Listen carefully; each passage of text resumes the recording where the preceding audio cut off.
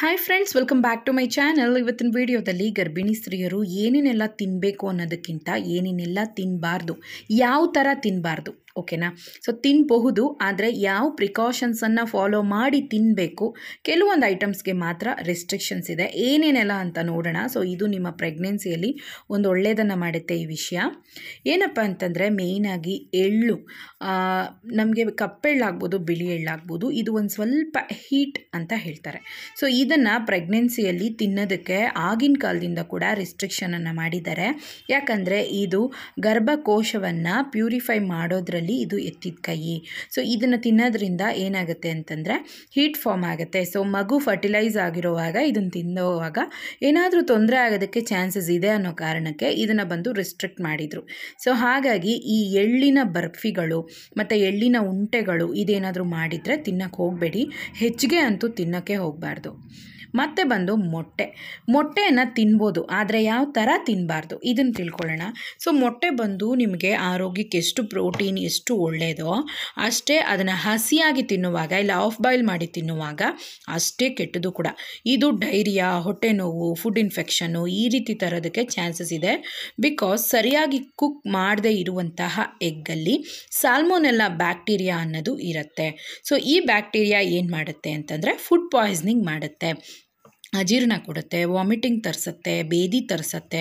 So ನಿಮಗೆ ಹೊಟ್ಟೆ ನೋವು ತರಿಸುತ್ತೆ. ಹಾಗಾಗಿ ನೀವು ಚೆನ್ನಾಗಿ ಕುಕ್ ಮಾಡಿ ಇದನ್ನು ತಿನ್ನಬೇಕಾಗತ್ತೆ. ನೆಕ್ಸ್ಟು ನಿಮಗಿದು ಗೊತ್ತಿರುತ್ತೆ, ಇದು ದೊಡ್ಡ ಒಂದು ತರಕಾರಿಯಲ್ಲೇ ಇದು ದೊಡ್ಡ ಒಂದು ಎಲಿಫೆಂಟ್ ಫ್ರೂಟ್ ಅಂತ ಈ ಥರ ಒಂದು ಹೆಸರಲ್ಲಿ ಇದನ್ನು ಕರೀತಾರೆ. ಸುವರ್ಣಗಡ್ಡೆ ಅಂತ ಹೇಳ್ತಾರೆ. ಇದೇನೇನಾದರೂ ನೀವು ಹಸೇದಾಗಿ ತಿಂದ್ಬಿಟ್ರೆ ಮುಗಿದ ಕತೆ, ಗಂಟ್ಲೆಲ್ಲ ಕೆರೆತ ಬರುತ್ತೆ. ಚೆನ್ನಾಗಿ ಕುಕ್ ಮಾಡಿ ತಿನ್ನಬೇಕಾಗುತ್ತೆ. ನೆಕ್ಸ್ಟು ಬದನೆಕಾಯಿ, ಅದರಲ್ಲೂ ದಪ್ಪ ಸೈಜ್ ಬದನೆಕಾಯಿ. ಇದು ಕೆಲವ್ರಿಗೆ ಅಲರ್ಜಿ, ಆದಷ್ಟು ಅವಾಯ್ಡ್ ಮಾಡಿ. ಅಲರ್ಜಿ ಇಲ್ಲ ಅನ್ನೋರು ಚೆನ್ನಾಗಿ ಕುಕ್ ಮಾಡಿ ಕೂಡ ಇದನ್ನು ತಿನ್ಬೋದು. ನೆಕ್ಸ್ಟು ಹಾಲು. ಇದೇನಪ್ಪ ಹಾಲು ತಿನ್ನಬಾರ್ದು ಅಂತಾರೆ ಅಂತ ಅಂದ್ಕೋಬೇಡಿ. ಖಂಡಿತವಾಗ್ಲೂ ಹಾಲನ್ನು ತೊಗೋಬೋದು, ಬಟ್ ಚೆನ್ನಾಗಿ ಕುಕ್ ಮಾಡಬೇಕು, ಚೆನ್ನಾಗಿ ಕುದಿಸ್ಬೇಕು.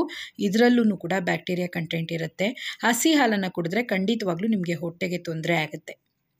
ನೆಕ್ಸ್ಟ್ ಫುಡ್ ಬಂದು ಫಿಶು. ಯಾವ ಫಿಶ್ ಅಪ್ಪ ಅಂತಂದರೆ ಸೀ ಫಿಶಸ್ಸಲ್ಲಿ ಮರ್ಕ್ಯೂರಿಕ್ ಕಂಟೆಂಟ್ ಜಾಸ್ತಿ ಇರುತ್ತಂತೆ. ಸೊ ಹಾಗಾಗಿ ನೀವು ಫಿಶನ್ನು ತಿನ್ನುವಾಗ ಇದು ಯಾವ ಫಿಶ್ ಅಂತ ನೋಡಿ ತಗೊಳ್ಳಿ. ಲೇಕ್ ಫಿಶಸ್ ಸ್ವಲ್ಪ ಹೆಲ್ತ್ ಜಾಸ್ತಿ, ಸೀ ಫಿಶ್ ಆದರೆ ಲಿಮಿಟಾಗಿ ತಗೊಳ್ಳಿ, ಜಾಸ್ತಿ ಬೇಡ. ನೆಕ್ಸ್ಟು ನೀವೇನಿದು ತಿಂತೀರ ಜಂಕ್ ಫುಡ್ಗಳಲ್ಲಿ ಬಂದು ಕೋಕಾ-ಕೋಲಾ ಆಗ್ಬೋದು, ಈ ಸಾಫ್ಟ್ ಡ್ರಿಂಕ್ಸ್ ಇದನ್ನೆಲ್ಲ ಅವಾಯ್ಡ್ ಮಾಡಿ. ಇದೆಲ್ಲನೂ ಆರ್ಟಿಫಿಷಿಯಲ್ ಫ್ಲೇವರ್ಸ್, ಕೆಮಿಕಲ್ಸ್ ಬೇಡ, ಇದನ್ನು ಅವಾಯ್ಡ್ ಮಾಡಿ. ನೆಕ್ಸ್ಟು ಇದನ್ನೆಲ್ಲ ನೀವು ತಿಂಡಿಗಳನ್ನ ನೋಡಿರ್ತೀರ. ನೀವು ಹೊರಗಡೆ ಹೋದಾಗ ಮಾಲ್ಗಳಲ್ಲಿ ಕಲರ್ ಇದನ್ನು ಬಂದು ಮಾರ್ತಿರ್ತಾರೆ. ಸೊ ಇಂಥವುಗಳನ್ನು ಕೂಡ ತೊಗೊಳಕ್ಕೆ ಹೋಗಬೇಡಿ. ಇವು ಕೂಡ ನಿಮಗೆ ಹೆವಿ ಶುಗರ್ ಕಂಟೆಂಟ್ ಇರುತ್ತೆ. ನೆಕ್ಸ್ಟು ಮೆಂತ್ಯ ಕಾಳು ಹೊಟ್ಟೆ ನೋವಿಗೆ ನಾವು ಹೇಗೂ ತೊಗೋತೀವಿ, ಖಂಡಿತವಾಗ್ಲೂ ತೊಗೋತೀವಿ. ಆದರೆ ಪ್ರೆಗ್ನೆನ್ಸಿಯಲ್ಲಿ ಇದನ್ನು ಫುಲ್ಲು ನೀವು ತಿನ್ನಬಾರ್ದು. ಯಾಕಂದರೆ ಇದು ಕೂಡ ಯುಟ್ರಸನ್ನು ಕ್ಲೀನ್ ಮಾಡೋದ್ರಲ್ಲಿ ಹೆಲ್ಪ್ಫುಲ್ಲು. ಸೊ ಇದನ್ನು ನಾವು ತೊಗೊಳ್ಳೋ ಹಾಗಿಲ್ಲ. ನೆಕ್ಸ್ಟು ಅನಾನಸ್ಸು ಕೂಡ ಕೆಲವೊಂದು ಬ್ರೊಮಲಿನ್ ಎನ್ಸೈಮ್ಸ್ ಅನ್ನೋದನ್ನು ಹೊಂದಿರುತ್ತೆ.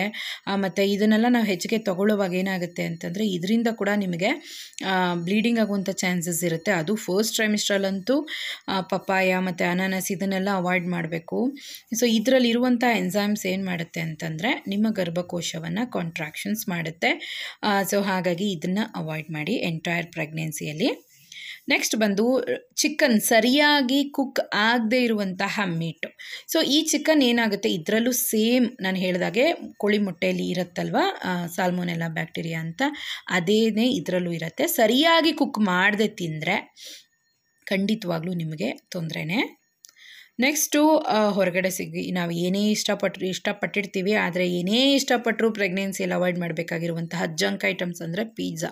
ಸೊ ಇದರಲ್ಲಿ ಏನಪ್ಪ ಅಂದರೆ ಮೈದಾಯಿಂದ ಮಾಡಿರ್ತಾರೆ ಆ ಬೇಸು. ಆ್ಯಂಡ್ ನೆಕ್ಸ್ಟು ಆರ್ಟಿಫಿಷಿಯಲ್ ಫ್ಲೇವರ್ಸ್ ಅದು ಇದು ಅಂತ ಸಿಕ್ಕಾಪಟ್ಟೆ ನಿಮ್ಗೆ ಇದರಲ್ಲಿ ಕೆಮಿಕಲ್ಸ್ ಆ್ಯಡ್ ಆಗುವಂಥ ಚಾನ್ಸಸ್ ಇರುತ್ತೆ. ಮತ್ತು ನೀವು KFCಯಲ್ಲಿ ತಿನ್ನುವಂತಹ ಚಿಕನ್ಸ್ ಆಗ್ಬೋದು, ಇಲ್ಲಾಂದರೆ ಫ್ರೆಂಚ್ ಫ್ರೈಸ್ ಆಗ್ಬೋದು, ಇಂಥವೆಲ್ಲನೂ ಆದಷ್ಟು ಅವಾಯ್ಡ್ ಮಾಡಿ. ತುಂಬ ಕ್ರಾವಿಂಗ್ ಆಗ್ತಾಯಿದೆ ಅಂದರೆ ಜಸ್ಟ್ ನಾಲ್ಗೆ ರುಚಿಗೆ ಮಾತ್ರ ತಿನ್ಬೋದು, ಬಟ್ ಹೊಟ್ಟೆ ತುಂಬ ತಿಂತೀನಿ ಅಂದರೆ ಇದರಿಂದ ನಿಮಗೆ ಯಾವುದೇ ರೀತಿ ಪ್ರಯೋಜನ ಇಲ್ಲ. ನೆಕ್ಸ್ಟು ಲಿಮಿಟಾಗಿ ತಿನ್ನಬೇಕಾಗಿರೋ ಹಣ್ಣಲ್ಲಿ ಹಲಸಿನ ಹಣ್ಣು ಕೂಡ ಒಂದು. ಹಲಸಿನ ಹಣ್ಣು ಎಷ್ಟು ಒಳ್ಳೆಯದೋ ಅದನ್ನು ಹೆಚ್ಚಿಗೆ ತಗೊಳ್ಳುವಾಗ ಖಂಡಿತವಾಗ್ಲೂ ನಿಮಗೆ ಕಾಲಿನ ಸೆಳೆತ ಸ್ಟಾರ್ಟ್ ಆಗುತ್ತೆ. ಕಾಲು ಹಿಡ್ಕೊಳ್ಳೋದು, ಕೈ ಹಿಡ್ಕೊಳ್ಳೋದು, ವಾಯು ತಂದುಬಿಡುತ್ತೆ ಇದನ್ನು ಕೂಡ ಲಿಮಿಟಾಗಿ ತೊಗೊಳ್ಳಿ. ಒಂದೋ ಎರಡೋ ತಿಂದುಬಿಟ್ಟು ಸೈಲೆಂಟ್ ಆಗಿಬಿಡಿ. ಯಾಕಂದರೆ ಈಗ ಸೀಸನ್ ಸ್ಟಾರ್ಟ್ ಆಗಿರೋದ್ರಿಂದ ಹೇಳ್ತಿದ್ದೀನಿ. And next aloe vera gel. Aloe vera ಕೆಲವರು ತಿಂತಾರೆ ಜ್ಯೂಸ್ ಮಾಡಿಕೊಂಡು. ಬೇಸಿಗೆ ರೋಡ್ ಸೈಡಲ್ಲೆಲ್ಲ ಅಲೋವೆರಾ ಜ್ಯೂಸಸ್ ಖಂಡಿತವಾಗ್ಲೂ ಮಜ್ಜಿಗೆಯಲ್ಲಿ ಹಾಕೆಲ್ಲ ಮಾರ್ತಿರ್ತಾರೆ. ಕೆಲವರು ಮನೇಲೇ ಮಾಡ್ಕೊಳ್ತೀರ ಇದು ತಂಪು ಅಂತ. ಬಟ್ ಇದರಲ್ಲೂ ಬ್ಯಾಕ್ಟೀರಿಯಾ ಇರುತ್ತೆ. ರಾ ಆಗಿ ತಿನ್ನಲೇಬೇಕಲ್ವ ಇದನ್ನು. ಸೊ ಇದನ್ನು ರಾ ಆಗಿ ತೊಗೊಳ್ಳುವಾಗ ಖಂಡಿತವಾಗ್ಲೂ ಬ್ಯಾಕ್ಟೀರಿಯಾ ಕಂಟೆಂಟ್ ಇರುತ್ತೆ. ಇದನ್ನು ಪ್ರೆಗ್ನೆನ್ಸಿಯಲ್ಲಿ ಸಂಪೂರ್ಣವಾಗಿ ಅವಾಯ್ಡ್ ಮಾಡಿ. ಪಾಪು ಆದಮೇಲೆ 1 ಇಯರ್ ಆದಮೇಲೆ ಬೇಕಾದರೆ ನೀವು ಇದನ್ನು ತೊಗೋಬೋದು. ಬಟ್ ಈಗ ಪ್ರೆಗ್ನೆನ್ಸಿಯಲ್ಲಿ, ಎಂಟೈರ್ ಪ್ರೆಗ್ನೆನ್ಸಿಯಲ್ಲಿ ಇದರ ಬಳಕೆ ಬೇಡ. ನೆಕ್ಸ್ಟು ಹಾಗಲಕಾಯಿ. ಕೆಲವ್ರಿಗೆ ಕಸರೆ ಆಗಲ್ಲ. ಕಸರೆ ಏನಾದರೂ ನೀವು ಕಸರೆ ಪದಾರ್ಥಗಳನ್ನು ಮಾಡ್ಕೊಂಡು ತಿಂದರೆ ಒಂದು ವೇಳೆ ಹಾಗಲಕಾಯನ್ನು ಕೆರೆತ ಸ್ಟಾರ್ಟ್ ಆಗುತ್ತೆ, ಮೈಯಲ್ಲಿ ಅಲರ್ಜಿ ಉಂಟಾಗುತ್ತೆ. ಒಂದು ವೇಳೆ ನಿಮ್ಗೆ ಇದು ಅಲರ್ಜಿ ಅಂದರೆ ಇದನ್ನು ಬಿಟ್ಬಿಡಿ. ಇಲ್ಲ ತಿನ್ಬೋದು, ನಂಗೆ ತೊಂದರೆ ಇಲ್ಲ ಅಂದರೆ ಒಂದು ಸ್ವಲ್ಪ ತೊಗೊಳ್ಳಿ. ನೆಕ್ಸ್ಟು ಹಸಿ ಮೆಣಸಿನ್ಕಾಯಿ ಅಂದರೆ ಖಾರ ಸ್ಪೈಸಸ್ ಬಂದು ನಿಮ್ಗೆ ಇಷ್ಟ ಆಗುತ್ತೆ, ಕ್ರಾವಿಂಗ್ ಆಗುತ್ತೆ. ಬಟ್ ಲಿಮಿಟ್ ಇರಲಿ. ಹೆಚ್ಚಿಗೆ ಖಾರ ತಿಂದರೆ ಅದಂತೂ ಪ್ರೆಗ್ನೆನ್ಸಿಯಲ್ಲಂತೂ ಗ್ಯಾಸ್ಟ್ರಿಕ್ ಗ್ಯಾರಂಟಿ. ಅದರಲ್ಲಿ ಖಾರ ಜಾಸ್ತಿ ತಿಂದರೆ ಇದ್ದಿದ್ದು ಗ್ಯಾರಂಟಿಯಾಗಿ ನಿಮಗೆ ಕೆಲವೊಂದು ತೊಂದರೆಗಳು ಜಾಸ್ತಿ ಶುರು ಆಗುತ್ತೆ. ಸೊ ಅದಕ್ಕೆ ಅದನ್ನು ಅವಾಯ್ಡ್ ಮಾಡಿ. ಮತ್ತು ಈ ಶವರ್ಮ ಅನ್ನೋದು ಈಗ ಜಾಸ್ತಿ ಎಲ್ಲ ಕಡೆನೂ ಸಿಗ್ತಾ ಇರುತ್ತೆ. ಬಟ್ ಇದು ಸರಿಯಾಗಿ ಕುಕ್ ಮಾಡಲ್ಲ ಅವರು. ಕೆಲವು ಕಡೆ ಸರಿಯಾಗಿ ಹೈಜಿನಿಕ್ಕಾಗಿ ಮಾಡ್ತಾರೆ, ಕೆಲವು ಕಡೆ ಹಸಿಯಾಗೇ ಇರುತ್ತೆ ಚಿಕನ್ನು. ತಿನ್ನೋವಾಗ ಅದು ಫೀಲ್ ಆಗುತ್ತೆ. ಬಟ್ ಇದರಿಂದ ತುಂಬಾ ತೊಂದರೆಗಳಿರುವಂತಹ ಕೇಸ್ಗಳಾಗಿದ್ದಾವೆ. ನೀವು ಬೇಕಂದರೆ ಚೆಕ್ ಮಾಡಿ ಗೂಗಲಲ್ಲಿ. ಶವರ್ಮ ಬೇಡ, ಅದರಿಂದ ನಿಮಗೇನು ಅಂಥ ನ್ಯೂಟ್ರಿಷನ್ ವ್ಯಾಲ್ಯೂ ಸಿಗೋದಿಲ್ಲ. ನಿಮಗೆ ಬೇಕಾ ಮನೆಯಲ್ಲೇ ಆರಾಮಾಗಿ ಕುಕ್ ಮಾಡಿ ಚಿಕನ್ದೇ ತಿನ್ಕೊಳ್ಳಿ, ಆದರೆ ಶವರ್ಮನೇ ತಿನ್ನಬೇಕು ಅನ್ನೋದೇನಿಲ್ಲ. Next frozen fruits. So dessert fruits ಅಂದರೆ ನೀವೇನಿದು ಸ್ಟ್ರಾಬೆರೀಸ್ ಈ ಥರದನ್ನೆಲ್ಲನೂ ಜಾಸ್ತಿ ಫ್ರೀಸ್ ಮಾಡಿ ತಿನ್ನೋದ್ರಿಂದ ಕೂಡ ನಿಮಗೆ ತೊಂದರೆ ಆಗುತ್ತೆ. ಸೊ ಫ್ರೀಸ್ ಆಗಿರುವಂಥ ಫ್ರೂಟ್ಸನ್ನು ತಗೋಬಾರ್ದು. ನೆಕ್ಸ್ಟು ಮೈದಾಯಿಂದ ಮಾಡಿರುವಂತಹ ಬ್ರೆಡ್. ಮೈದಾದಲ್ಲೂ ಕೂಡ ಅದು ಬ್ಲೀಚ್ಗೆ ಅಂತ ಕೆಮಿಕಲ್ಸ್ನ ಯೂಸ್ ಮಾಡ್ತಾರೆ. ಆ ಕೆಮಿಕಲ್ಸ್ ನಮಗೆ ಹಾರ್ಮ್ಫುಲ್ಲೇನೆ. ಆದಷ್ಟು ಮೈದಾವನ್ನು ಅವಾಯ್ಡ್ ಮಾಡಬೇಕು. ವೀಟ್ ಬ್ರೆಡ್ ಅಂತಲೇ ಸಿಗುತ್ತೆ, ಟೇಸ್ಟ್ ಕಮ್ಮಿ ಇದ್ರೂ ಪರವಾಗಿಲ್ಲ, ಅದನ್ನೇ ತಿನ್ನಿ. ನೆಕ್ಸ್ಟು ಕುಂಕುಮ ಹೂವು ಅವಾಯ್ಡ್ ಮಾಡಬೇಕು ಅಂತ ಹೇಳ್ತಿಲ್ಲ, ಬಟ್ ಹೆಚ್ಚಿಗೆ ಬೇಡ. ಇದು ಸ್ವಲ್ಪ ಉಷ್ಣ. ಇದನ್ನು ಹೆಚ್ಚಿಗೆ ತೊಗೊಂಡಷ್ಟು ನಿಮಗೆ ಯುಟ್ರಸ್ ಕಾಂಟ್ರಾಕ್ಷನ್ಸ್ ಆಗುತ್ತೆ. ಹಾಗಾಗಿ ಲೈಟಾಗಿ 1-2 ಸ್ಟ್ರಿಪ್ಸನ್ನು ಹಾಕ್ಕೊಂಡು ಹಾಲಲ್ಲಿ ಹಾಕಿ ಚೆನ್ನಾಗಿ ಬಾಯ್ಲ್ ಮಾಡಿ ನೀವು ಇದನ್ನು ಕುಡಿಬೋದು. ಇಮ್ಯುನಿಟಿ ಪವರ್ ಗೈನ್ ಆಗುತ್ತೆ ಅಷ್ಟೇ. ನೆಕ್ಸ್ಟು ಹೆವಿ ಆದಂತಹ ಚಾಕ್ಲೇಟ್ನ ಬಳಕೆ. ತುಂಬ ಜನ ಏನು ಮಾಡ್ತಾರೆ ಅಂದರೆ ಚಾಕ್ಲೇಟ್ಸ್ ತಿನ್ನೋದ್ರಿಂದ ನಮಗೆ ಸ್ಟ್ರೆಸ್ ರಿಲೀವ್ ಆಗುತ್ತೆ ಅಂತ ತಗೋತಾರೆ. ಬಟ್ ಇದು ನಿಮಗೆ ಗೆಸ್ಟೇಷನಲ್ ಡಯಾಬಿಟೀಸನ್ನು ತರುವಂತಹ ಚಾನ್ಸಸ್ ತುಂಬಾ ಉಂಟು. ಹಾಗಾಗಿ ನೀವು ಆದಷ್ಟು ಲಿಮಿಟಾಗಿ ತೊಗೊಳ್ಳಿ, ಹೆಚ್ಚಿಗೆ ಬೇಡ ಅಷ್ಟೇ. ಡಾರ್ಕ್ ಚಾಕ್ಲೇಟ್ಸ್ ತೊಗೋಬೋದು. ನೆಕ್ಸ್ಟ್ ಫುಡ್ ಬಂದು ಅವರೆಕಾಳು. ಸೊ ಈ ಅವರೆಕಾಳಲ್ಲಿ ಏನಿರುತ್ತೆ ಅಂದರೆ ಸೈನೋಜೆನಿಕ್ ಗ್ಲೈಕೋಸೈಡ್ಸ್ ಅಂತ 2 ಕೆಮಿಕಲ್ಸ್ ಇರುತ್ತೆ. ಇದು ನಿಮಗೆ ಹೆಚ್ಚಾದಂಥ ಅಸಿಡಿಟಿ, ಗ್ಯಾಸ್ಟ್ರಿಕ್, ಹೊಟ್ಟೆ ನೋವು ಇದನ್ನು ತರ್ಬೋದು. ಹಾಗಾಗಿ ಹೆವಿಯಾಗಿ ಬೇಡ. ಸ್ವಲ್ಪ ತೊಗೋತೀರಾ ಅಂತಂದರೆ ಚೆನ್ನಾಗಿ ಕುಕ್ ಮಾಡಿ ಒಂದು ಸಣ್ಣ ಕಪ್ಪಷ್ಟು ತೊಗೊಳ್ಳಿ. ಹೆವಿಯಾಗಿ ನೀವು ಇದನ್ನು ತಿಂದ್ರಿ ಅಂತಂದರೆ ಖಂಡಿತವಾಗ್ಲೂ ಗ್ಯಾಸ್ಟ್ರಿಕ್ ಆಗುವಂತಹ ಸಾಧ್ಯತೆಗಳಿದೆ. ನೆಕ್ಸ್ಟು ಹೆವಿಯಾದಂತಹ ಹುಳಿ. ಹುಣಸೆ ಹಣ್ಣು ಇಷ್ಟ ಅಂತ ಹೇಳಿ ಜಾಸ್ತಿ ತಿಂದರೆ ಆಮಶಂಕೆ ಭೇದೆ, ಹೊಟ್ಟೆ ನೋವು ಮತ್ತು ನಿಮಗೆ ಹಿಂಸೆ ಆಗೋದು ಎಲ್ಲನೂ ಶುರು ಆಗುತ್ತೆ. ಹಾಗಾಗಿ ಹೆವಿಯಾದಂಥ ಹುಳಿ ಕೂಡ ಅಷ್ಟು ಒಳ್ಳೆಯದಲ್ಲ.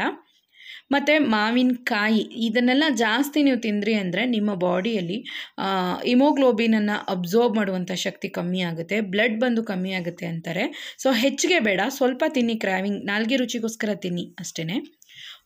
ಓಕೆ ಫ್ರೆಂಡ್ಸ್, ಇವತ್ತಿನ ವಿಡಿಯೋ ಖಂಡಿತವಾಗ್ಲೂ ನಿಮ್ಗೆ ಯೂಸ್ಫುಲ್ ಆಗಿರುತ್ತೆ ಅಂತ ಅಂದ್ಕೊಳ್ತೀನಿ. ಅವಾಯ್ಡ್ ಮಾಡಬೇಕಾಗಿರೋದನ್ನ ಅವಾಯ್ಡ್ ಮಾಡಿ, ಲಿಮಿಟಾಗಿ ತಿನ್ನಬೇಕಾಗಿರೋದನ್ನ ಲಿಮಿಟಾಗಿ ತಿನ್ನಿ.